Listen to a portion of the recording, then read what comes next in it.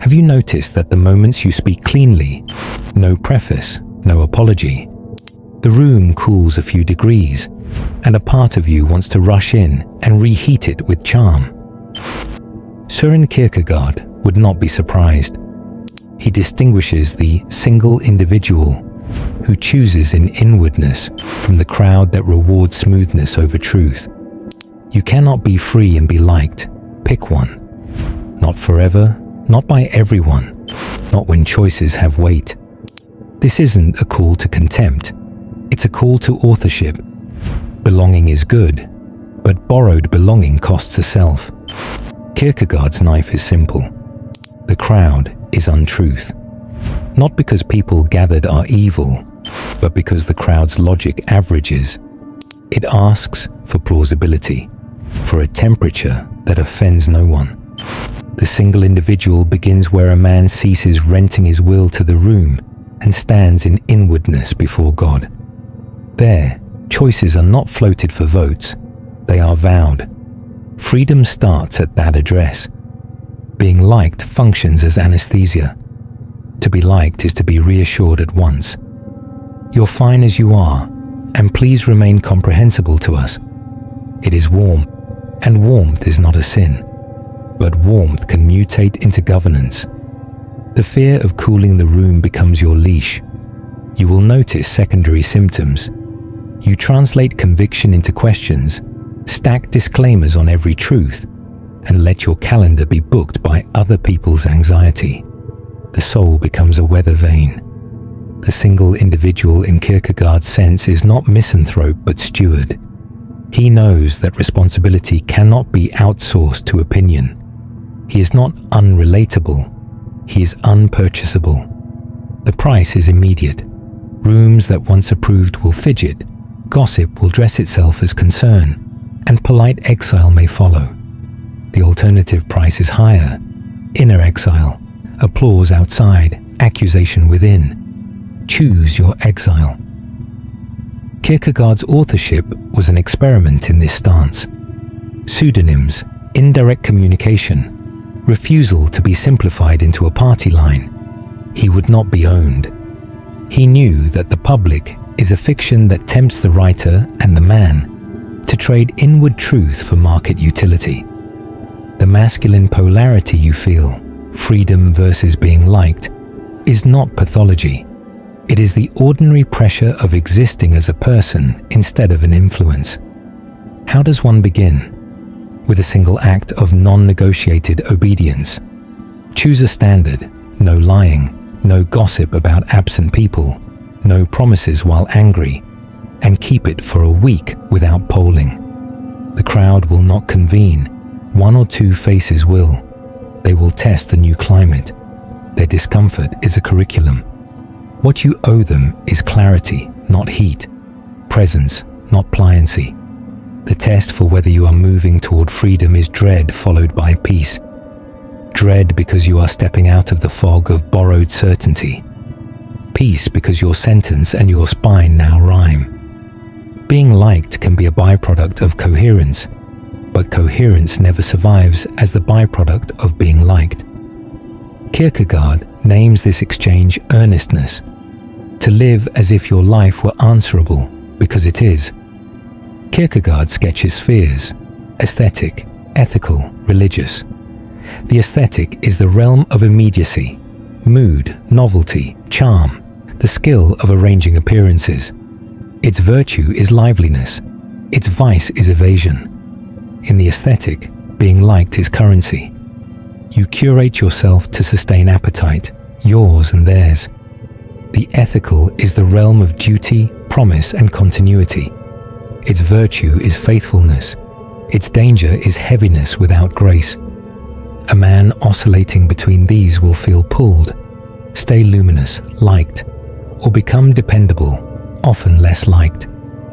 The movement Kierkegaard counsels is not toward dullness, but toward decision. Aesthetic likability keeps options open. It hesitates to bind because binding risks loss of audience. The ethical binds, vows, craft, accountability, boundaries. It risks boredom in order to create trust. choice is not between joy and joylessness. It is between the joy of applause and the deeper joy of integrity. You cannot remain everyone's pleasant possibility and still become someone who can be found when it storms. In relationships, the aesthetic chases harmony and calls it love. The ethical keeps truth and calls it love. The first will say, "Don't be so serious, we're fine." The second will say, "Because we are serious, we can become fine." In work, the aesthetic seeks visibility. The ethical seeks competence under time. Online, the aesthetic seeks engagement. The ethical seeks sentences one can answer to. Kierkegaard is not anti-aesthetic. He is anti-idolatry. The aesthetic must be baptized by the ethical. Style in service of substance. Humor that makes truth bearable. Beauty that gives duty wings. You do not abandon likability. You subordinate it. When likability conflicts with conscience, conscience wins. This is the pivot at which some onlookers will withdraw. Let them. You are trading the mood of an afternoon for the form of a life. Here the masculine polarity flashes. Isolation versus belonging. The ethical man often passes through a desert. Old circles thin. New ones, capable of loving a person and not a persona, have not formed. This desert is not a failure. It is the visa fee for citizenship in your own soul. Attempting to re-enter the old city with a forged passport, people-pleasing dressed as peacemaking, will leave you stateless. The metric for movement is not the count of smiles, but the count of kept words. Begin with a small, measurable vow you would be ashamed to break even if no one knew. Keep it for 30 days. You will feel your weight change. Some will sense it and step back. A few will step closer. This is the slow arithmetic by which belonging is rebuilt on truth rather than taste. In Fear and Trembling, Kierkegaard gives two movements that free a man from the leash of approval. The first is infinite resignation, inwardly releasing your claim to the finite good you fear to lose, career, reputation, a lover's reassurance, so that you cease clutching life as if it were God. You do not abandon the good. You surrender your idolatrous demand that it must be yours. This act unmasks how being liked has functioned as your private savior. The second movement is faith, receiving the finite back as gift, loving it fiercely as finite. After resignation, you can love without bargaining. You can work hard without prostituting conscience to advancement. You can cherish a woman without asking her gaze to certify your existence. You can be in a community without allowing its temperature to regulate your speech. The room may still dislike you. You do not collapse because your root is elsewhere. Why must resignation precede faith? Because without resignation, faith is sentiment, saying God will provide, while clinging with white knuckles to the crowd's approval. And without faith, resignation is stoic frost. I don't need anyone, which is simply a polished way of staying unlovable. The knight of faith moves twice. He gives up and then he takes up, not in possession, but in stewardship. To be free and worth belonging to, you must learn both movements. Practically, identify one finite approval that governs you, director's praise, a certain circle's nod, the beloved's constant "we're okay." Inwardly resign it. If it goes, I remain before God. Then return by faith to do the work that earns such approval when it comes, and to endure its absence when it does not. This prevents the two common male errors: self-erasure to keep belonging, and self-exile to keep freedom. The former breeds resentment, the latter breeds aridity. The double movement breeds gravity. Kierkegaard's Abraham cannot explain himself to the crowd. There will be decisions in which you cannot make your reasons public without profaning them. The resignation belongs to that hidden room. Faith returns you to the field to love, to build, to speak, to be misunderstood without malice. You become shockingly ordinary, paying bills, fixing hinges, yet you carry a secrecy. You are not owned by likability. You are owned by an oath. This is the point at which isolation transforms into solitude. Isolation is hungry, performative, brittle. Solitude is fed by the one who sees. It is not antisocial, it is pre-social. From there, belonging becomes possible again, because you no longer arrive as a mendicant for approval, but as a man who can give. Kierkegaard detested the public because it turns speech into spectacle. If you must be liked, your mouth becomes an actor. You will pad truth with flattery, postpone hard words past usefulness, and talk as if meaning were a negotiation. The alternative is speech under command, not brusque, not cruel, but answerable. The command is the law of love as neighbor. Do not deceive, do not manipulate, do not gossip, do not speak to be admired. To speak this way is to accept dislike as a tax on sincerity. Rooms calibrated to tone policing will concern themselves with your sharpness. Acquaintances will prefer your older self, who said much and decided little. Kierkegaard's single individual stays with the duty. Say what is needed, when it can still help, as cleanly as you can, then stop. The point is not to be feared. The point is to be trustworthy. This has a domestic scale. With the beloved, truth under command separates care from control. You do not hide behind niceness to avoid conflict, nor do you weaponize honesty to score pain. You ask whether your sentence preserves the other's subjectivity and your own. If yes, you speak. If not, you are silent for now. Liking may dip in the hour. Respect accrues over seasons. Freedom is not a license to perform edges. It is a willingness to bear the consequence of necessary clarity. In work, the same duty cuts two ways. You refuse flattery upward and contempt downward. You deliver bad news early. You protect absent colleagues from your need to be witty. You attach proposals to critiques. The cost is invitations lost. The gain is a name that can be used in storms. Kierkegaard's emphasis on inwardness does not produce muteness. It produces speech with bones. You will be tempted to buy back warmth with soft lies. This is where you decide whether to be free. A soft lie seems merciful. It mortgages reality. Payments come due as confusion, drift, and a reputation for pleasant unreliability. Being liked drifts into being tolerated. The alternative is a gentleness that does not lie. Gentleness without truth is sedative. Truth without gentleness is shrapnel. The command asks for both. Remember hiddenness. Not every reason belongs on the table. Abraham's silence is not duplicity. It is reverence for a motive that would be misunderstood if paraded. Some of your no and some of your yes must remain signed in the inner court. The crowd will try to subpoena it. You are not obliged. Your task is to ensure that your outer word does not contradict that inner signature.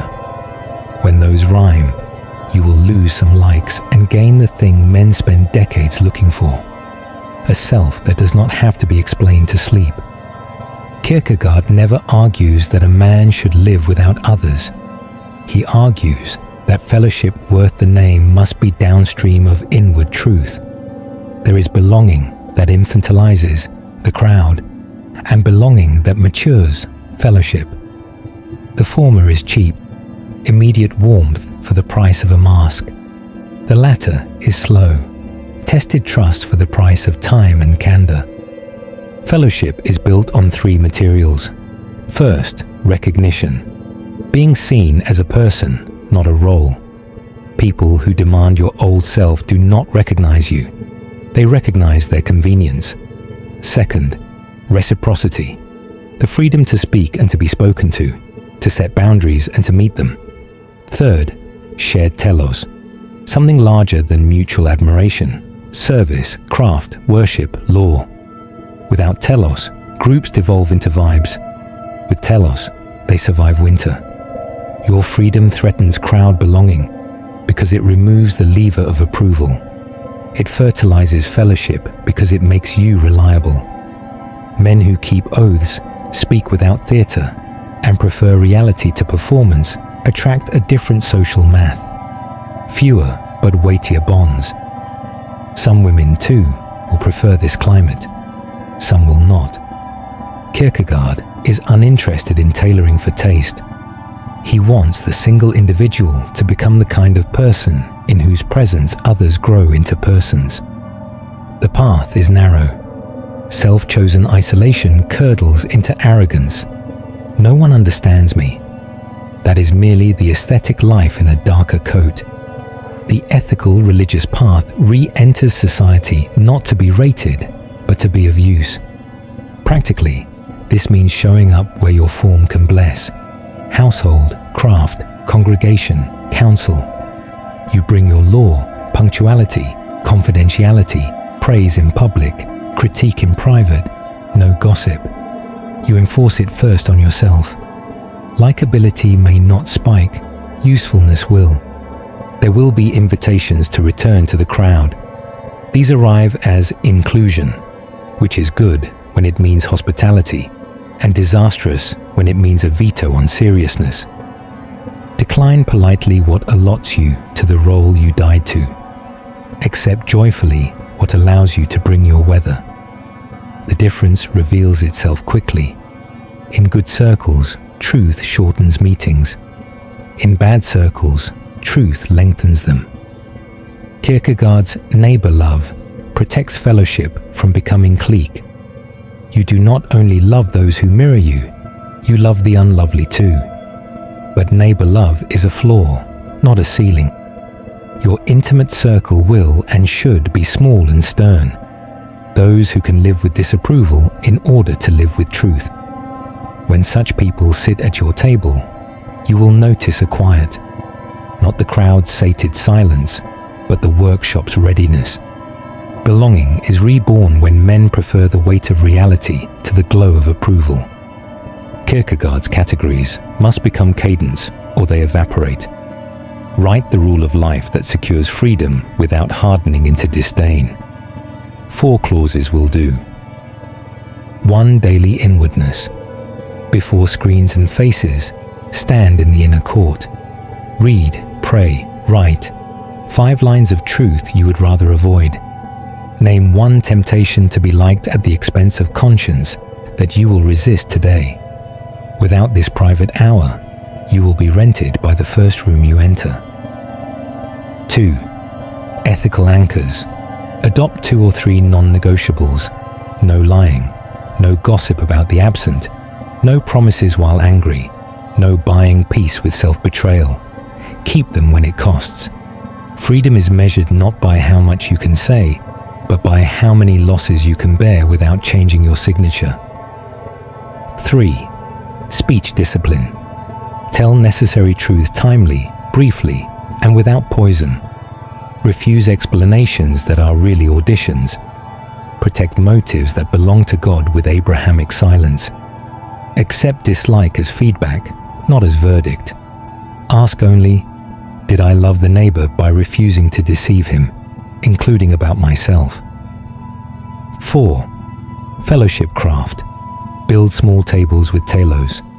Invite those who prefer usefulness to flattery. Praise concretely, repent specifically, forgive quickly, dismiss gossip, end meetings with owners and dates. The crowd will think you rigid, the few will exhale. Over time, you will belong again, differently, sturdily. Expect seasons when the ledger reads red, fewer invitations, thinner applause, rumors that you are hard. Kierkegaard would say, this is the price of getting your soul back at retail. Do not sermonize the world that no longer feeds you. Bless it by building what it did not have the patience to host. Your freedom is not a performance. It is a permission for others to try their own. What of love? Preferential love survives this rule because it can finally breathe.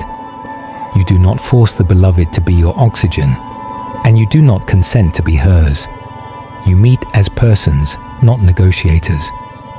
If she can live with a man who is free enough to be disliked, she will find him faithful enough to be found. If she cannot, do not hate. Keep your oath. The crowd's mercy is seasonal, but God's eye is steady. You made it to the end. Already evidence that you are tired of renting yourself to rooms.